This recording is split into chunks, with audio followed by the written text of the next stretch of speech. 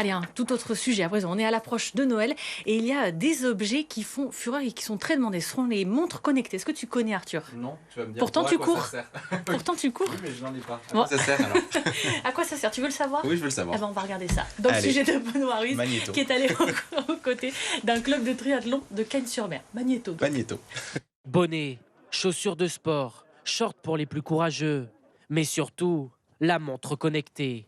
Ici, impossible de courir sans cet objet sur le poignet. Là, je suis actuellement à 135 battements par minute. Ouais, c'est devenu un classique. On a tous la montre, on s'en sert pour les entraînements, on s'en sert pour vérifier qu'on va pas trop dans le rouge, on s'en sert pour la récup aussi, parce que c'est ce que fait la montre. Elle va te dire combien de temps il faut t'arrêter le lendemain et pas te blesser en fait. Suivi de la fréquence cardiaque, du nombre de calories brûlées, du stress et même du sommeil, la montre connectée devient un outil d'assistance médicale.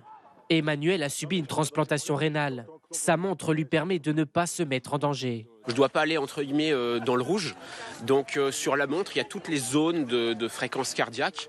Donc ça me permet de voir ça et de ne pas dépasser certaines limites. Et donc je peux analyser, ah là je suis allé un peu trop loin, là j'aurais pu pousser un petit peu plus. Enfin voilà, donc c'est aussi un petit côté médical qu'on peut utiliser. Wael est informaticien, mais il a développé une deuxième activité, vendre ses montres dernière génération.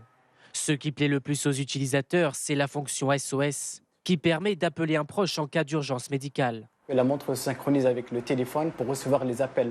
Et donc, pour ne pas chercher le téléphone ou que ce soit à distance dans une situation particulière, il pourra directement appeler un proche ou appuyer sur un bouton spécifique pour activer la fonction SOS. Au total, 23% des Français disposent d'un objet connecté qui surveille leur santé. Oui, ça surveille les santé. C'est Mais pas oui. mal. Ça, c'est une idée cadeau. C'est une idée cadeau. Et puis, on va avoir des idées sorties pour ce soir et ce week-end avec toi, Julia. Du coup, tu es revenue en plateau.